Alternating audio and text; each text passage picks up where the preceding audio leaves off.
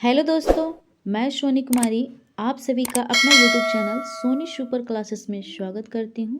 तो दोस्तों, हम लोग क्लास 12 का हिस्ट्री देख रहे थे, चैप्टर दूसरा, और चैप्टर का नाम राजा किसान और नगर। और ये दोस्तों आज हम लोगों का लेक्चर यानी कि कहा जाए कौन सा वीडियो है तो 7वां है। और इस लेक्चर 7 में आज हम लोग यानी कि चैप्टर 2 का यानी कि 1 लाइनर क्वेश्चन आंसर को करेंगे। क्या 1 लाइनर क्वेश्चन आंसर को करेंगे, क्योंकि दोस्तों हम लोग थ्योरी कर लिए हैं और इसके करने के बाद यानी कि 1 लाइनर क्वेश्चन करने के बाद हम लोग VVI जो ऑब्जेक्टिव एग्ज़ाम में पूछे गए हैं इस दूसरा चैप्टर से उसको करेंगे। तो चलिए मैं स्टार्ट करती हूँ। यानी कि क्वेश्चन क्या है, यानी कि यहाँ पे देखिए दोस्तों क्या लिखा हुआ है। तो इसमें लिखी हुई है क्या है, वैदिक सभ्यता का समय काल कब से कब तक रहा। दोस्तों अगर आपसे पूछा जाए कि वैदिक सभ्यता का समय काल कब से कब तक रहा तो क्या बताएंगे आंसर, यानी कि 1500 BC से 600 BC, यानी BC मतलब ईसा पूर्व। उसके बाद में वैदिक सभ्यता को कितने भागों में बांटा गया है, तो इसका आप राइट आंसर क्या लगाएंगे, यानी कि 2 भागों में बांटा गया है। कौन कौन, यानी कि 2 भागों में बांटा गया है तो कौन कौन बताएंगे, तो पूर्व वैदिक काल, क्या बताएंगे, पूर्व वैदिक काल, या इसे ऋग वैदिक काल भी बोला जाता है। पूर्व वैदिक काल का अगर समय कहा जाए या तो ऋग वैदिक काल का, तो आप बताएंगे 1500 BC से 1000 BC। इसको पूर्व वैदिक या ऋग वैदिक भी कह सकते हैं, यानी कि 2 नाम इसका है। उसके बाद में उत्तर वैदिक काल का अगर पूछा जाए आपसे समय काल, तो दोस्तों बताएंगे 1000 BC से 600 BC। उसके बाद में क्या है दोस्तों, नेक्स्ट को देखेंगे।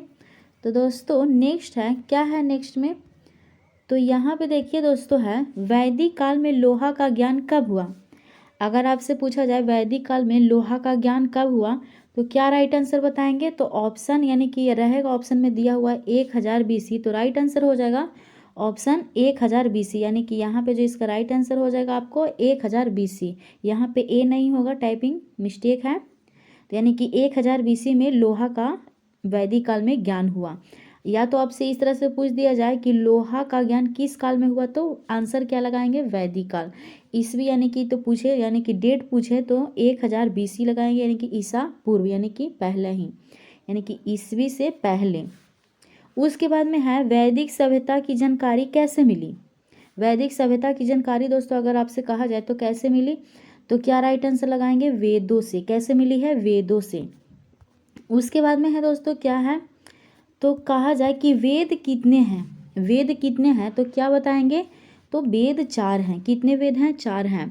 उसके बाद में अगर आपसे पूछा जाए कि 4 है तो कौन कौन है, तो ऋग्वेद, यहाँ पे ऋग्वेद होगा। ऋग्वेद का अगर उपनाम अगर पूछा जाए या उपवेद, तो क्या इसको बोला गया है, आयुर्वेद, याद रखेंगे। और यजुर्वेद का उपनाम क्या है, तो धनुर्वेद। उसके बाद में सामवेद का उपनाम क्या है, तो गंधर्व वेद, क्या है, गंधर्व वेद। और ये इधर जो है वेद का नाम है, इस इधर जो है उपवेद है, यानी कि आयुर्वेद उपवेद है ऋग्वेद का, और यजुर्वेद का उपवेद है धनुर्वेद, और सामवेद का उपवेद क्या है, तो गंधर्व वेद। और चौथा वेद कौन सा है, तो दोस्तों चौथा वेद है अथर्ववेद। चौथा वेद है अथर्ववेद, जिसको उपनाम कहा जाए तो क्या है, शिल्प वेद। यहाँ पे वेद होगा शिल्प वेद। उसके बाद में दोस्तों कहा जाए कि सबसे प्राचीन या पुराना वेद कौन सा है, तो आप क्या बताएंगे, ऋग्वेद बताएंगे। कौन सा वेद, ऋग्वेद। यहाँ पे क्या बताएंगे, ऋग्वेद। या अगर आपसे पूछा जाए, क्या पूछा जाए कि नया वेद कहा जाए तो कौन सा वेद है, पुराना वेद कहा जाए तो ऋग्वेद, लेकिन नया वेद कहा जाए तो नया वेद या आधुनिक वेद कौन सा है दोस्तों, तो अथर्ववेद है। कौन सा है, अथर्ववेद है। उसके बाद में कहा जाए दोस्तों कि ऋग्वेद में कितने मंडल हैं, ऋग्वेद में कितने मंडल है, तो दोस्तों क्या आंसर आप बताएंगे, तो 10 मंडल है। कितने मंडल है, 10 मंडल हैं। उसके बाद में है ऋग्वेद को पढ़ने वाले को क्या कहा जाता है, तो क्या कहा जाता है दोस्तों, होत्री। क्या कहा जाता है, होत्री कहा जाता है। यहाँ पे टाइपिंग मिस्टेक हुई है, यानी कि होत्री कहा जाता है। ऋग्वेद को पढ़ने वालों को क्या कहते हैं, तो होत्री कहते हैं, याद रखेंगे। उसके बाद में क्या है दोस्तों, तो उसके बाद में है गायत्री मंत्र किस वेद से लिया गया है। गायत्री मंत्र आपसे अब अगर पूछा जाए कि गायत्री मंत्र जो है किस वेद से लिया गया है, तो आप क्या आंसर बताएंगे, ऋग्वेद से। कौन सा वेद से, ऋग्वेद से। उसके बाद में आपसे कहा जाए कि तीसरे मंडल में किसका उल्लेख मिलता है, 10 मंडल बताएं तो तीसरे मंडल में किसका उल्लेख मिलता है? तो दोस्तों राइट आंसर बताएंगे सूर्य देवता सावित्री का उल्लेख मिलता है। किसका? तो सूर्य देवता सावित्री का। और उसके बाद में कहा जाए कि 9वां मंडल में किसका उल्लेख मिलता है, यानी कि ऋग्वेद के 10 मंडल हैं तो 9वां मंडल में किसका उल्लेख मिलता है? तो सोम देवता का उल्लेख मिलता है। किसका मिलता है? सोम देवता का। उसके बाद में दोस्तों देखेंगे क्या है, तो वेदों को समझने के लिए किसकी रचना की गई है? अगर आपसे कहा जाए कि वेदों को समझने के लिए किसकी रचना की गई तो आप क्या आंसर बताएंगे? वेदांग की। किसकी रचना की गई है? वेदांग की। दोस्तों वेद को पढ़ना समझना इतना आसान नहीं था और इसीलिए वेद को समझने के लिए किसकी रचना की गई है? तो वेदांग की। और वेदांग की संख्या कितने हैं?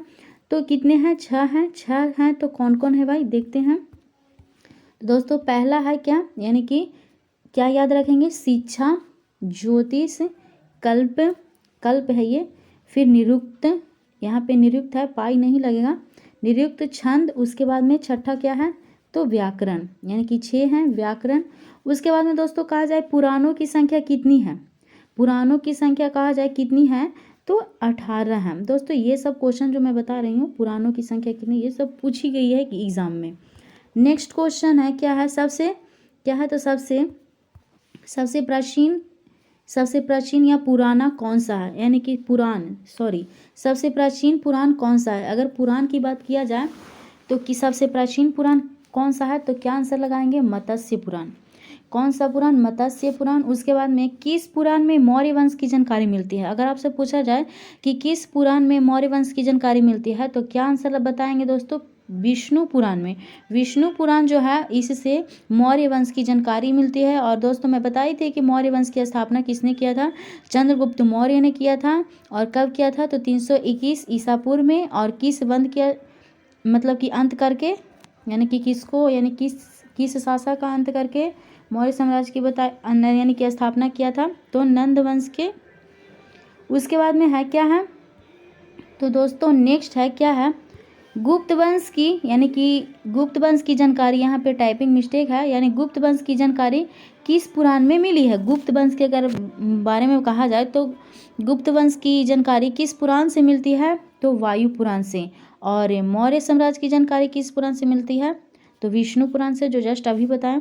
उसके बाद में उपनिषद की संख्या कितनी है? एग्जाम में पूछ दी जाती है कि उपनिषद की संख्या कितनी है? तो दोस्तों उपनिषद की संख्या यानी कि 108 है। यानी कि पुराण 18 में एक बीच में शून्य लगा देंगे तो 108 बनेगी। यानी कि उपनिषद की संख्या कितनी बताएंगे? 108। उसके बाद में दोस्तों क्या है, तो उसके बाद में है क्या है? वैदिक सभ्यता, यानी यहाँ पे समता नहीं सभ्यता है, यानी कि टाइपिंग मिस्टेक है। उसके बाद में वैदिक सभ्यता कैसी सभ्यता थी? वैदिक सभ्यता कैसी सभ्यता थी? इस सभ्यता थी दोस्तों तो ग्रामीण थी। कैसी थी? ग्रामीण थी। वैदिक सभ्यता में किसका प्रधान था, यानी कि किसकी प्रधानता थी? तो पिता की थी। किसकी? पिता की। और हड़प्पा सभ्यता की बात कही जाए तो माता की प्रधानता थी वहाँ। उसके बाद में दोस्तों क्या है? 16 महाजनपद में सबसे शक्तिशाली महाजनपद कौन सा था? दोस्तों आप क्या राइट आंसर लगाएंगे? मगध। यहाँ पे टाइपिंग थोड़ी सी मिस्टेक हो गई है, मगध। कौन? तो मगध। यानी कि सबसे शक्तिशाली महाजनपद कौन सी थी? तो मगध थी, याद रखेंगे। उसके बाद में क्या है दोस्तों, तो उसके बाद में है 16 महाजनपद का बौद्ध धर्म के किस ग्रंथ से जानकारी मिली है? दोस्तों ये क्वेश्चन एग्जाम में पूछा हुआ है, 16 महाजनपद का बौद्ध धर्म के किस ग्रंथ से मिली है?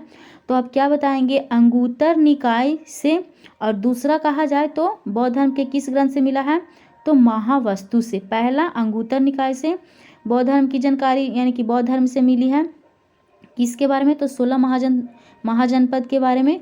उसके बाद में दोस्तों अगर कहा जाए कि जैन धर्म के किस ग्रंथ से मिला है 16 महाजनपद के बारे में, तो देखिए 16 महाजनपद का जैन धर्म का किस ग्रंथ से जानकारी मिली है? तो दोस्तों इसका राइट आंसर भगवती सूत्र लगाएंगे। क्या लगाएंगे? भगवती सूत्र। यानी कि जैन धर्म के किस ग्रंथ से मिली है? तो भगवती सूत्र से। उसके बाद में है मौर्य साम्राज्य की स्थापना, यहाँ पे की है। मौर्य साम्राज्य की स्थापना किसने किया था? तो अभी थोड़ी देर पहले बताएं कि चंद्रगुप्त मौर्य ने किया था। और कब किया? 321 BC, यानी कि ईसा पूर्व में। उसके बाद में क्या है दोस्तों, तो उसके बाद में है क्या है? उसके बाद में क्या है? चंद्रगुप्त मौर्य का जन्म कब हुआ था? तो इसका राइट आंसर 345 बीसी में हुआ है, यानी कि ये चंद्रगुप्त मौर्य का जन्म पूछा जाए तो 345 बीसी यानी कि ईसा पूर्व में। उसके बाद में है चंद्रगुप्त मौर्य का प्रधानमंत्री कौन था? तो दोस्तों चंद्रगुप्त मौर्य का प्रधानमंत्री था जो चाणक्य था, और चाणक्य चंद्रगुप्त मौर्य का गुरु भी था। उसके बाद में है क्या है उसके बाद में? तो चाणक्य का पुस्तक का नाम कहा जाए तो क्या है? तो चाणक्य का पुस्तक का नाम है दोस्तों अर्थशास्त्र। ये अर्थशास्त्र में किसकी जानकारी मिलती है? तो चंद्रगुप्त मौर्य के यहाँ के राजनीति के बारे में मिलती है। अर्थशास्त्र में किसकी जानकारी मिलती है? तो राजनीति की। और किसके यहाँ के? तो चंद्रगुप्त मौर्य के दरबार का, यानी कि वहाँ का राजनीति कैसी थी, तो यही मिलती है इसमें। नेक्स्ट क्वेश्चन है दोस्तों क्या है? तो नेक्स्ट क्वेश्चन है चंद्रगुप्त मौर्य किस धर्म का अनुयायी थे? यानी कि चंद्रगुप्त मौर्य किस धर्म को मानता था? तो जैन धर्म को मानता था। कौन सा धर्म को मानता था? जैन धर्म को मानता था। उसके बाद में चंद्रगुप्त मौर्य का उत्तराधिकारी कौन बना? यानी कि दूसरा उसका राजा, यानी कि कौन बना? पहले राजा का बेटा राजा बनता था, यानी कि उस तरह से था। तो फिर चंद्रगुप्त मौर्य का उत्तराधिकारी कौन बना? तो बिंदुसार। और बिंदुसार चंद्रगुप्त मौर्य का कौन था? बेटा था। और कब बना? तो 298 बीसी में। नेक्स्ट क्वेश्चन में देखेंगे, नेक्स्ट क्वेश्चन में क्या है? तो दोस्तों नेक्स्ट है क्या है? बिंदुसार का उत्तराधिकारी कौन बना? चंद्रगुप्त मौर्य का उत्तराधिकारी बिंदुसार बना, तो बिंदुसार का उत्तराधिकारी कौन बना? तो अशोक बना। और बिंदुसार का अगर बेटा कहा जाए, बिंदुसार का बेटा कौन था? तो अशोक था, अशोक। और ये 269 बीसी में बना। कब बना? 269 बीसी में। उसके बाद में कह रहा है कि किस युद्ध में अशोक का हृदय परिवर्तन हुआ? दोस्तों आपसे पूछा जाए कि किस युद्ध में अशोक का हृदय परिवर्तन हुआ, तो इसका राइट आंसर क्या लगाएंगे? तो आप कलिंग युद्ध। क्या?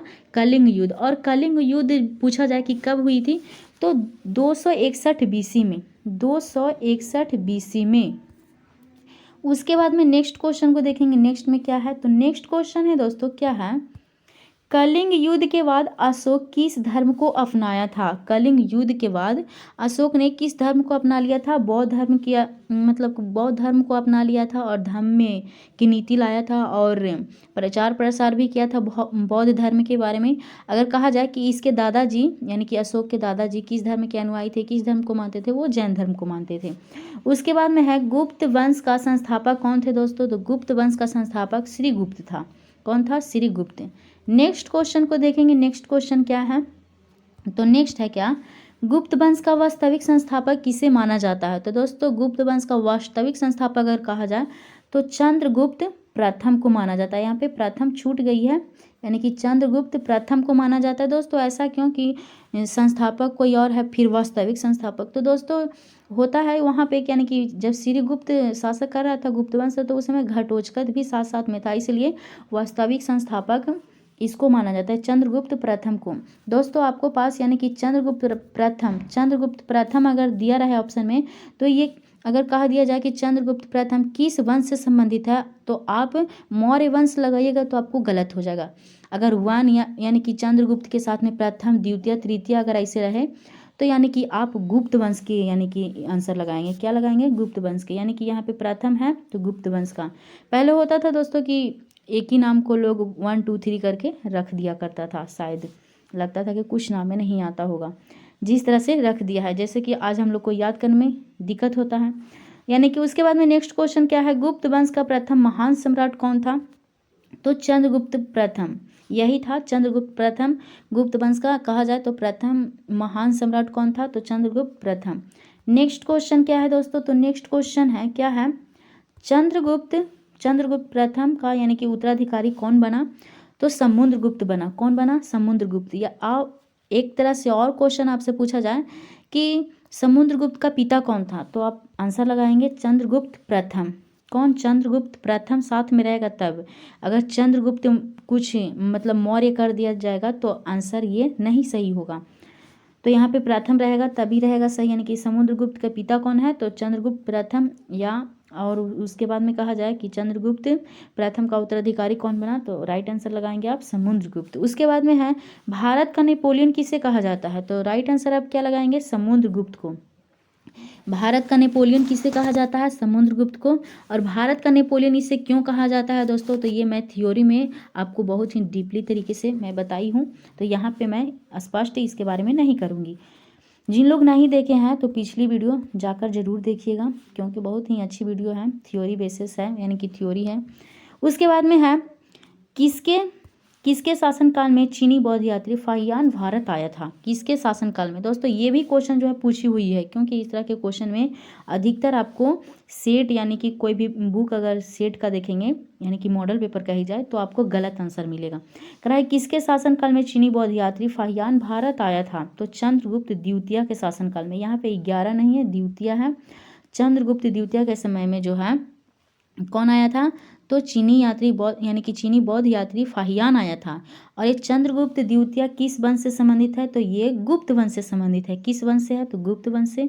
उसके बाद में दोस्तों लास्ट क्वेश्चन है, गुप्त वंश का अंतिम शासक कौन था? तो राइट आंसर आपको होगा विष्णुगुप्त। तो दोस्तों कल हम लोग इस चैप्टर से जो भी पूछी गई क्वेश्चन है उसको यानी कि VVI कर सकते हैं, यानी कि दोबारा पूछा हुआ क्वेश्चन को पूछ दिया जाता है, तो हम लोग उसको करेंगे कल। तो फिर मिलेंगे नेक्स्ट वीडियो में। थैंक यू, धन्यवाद।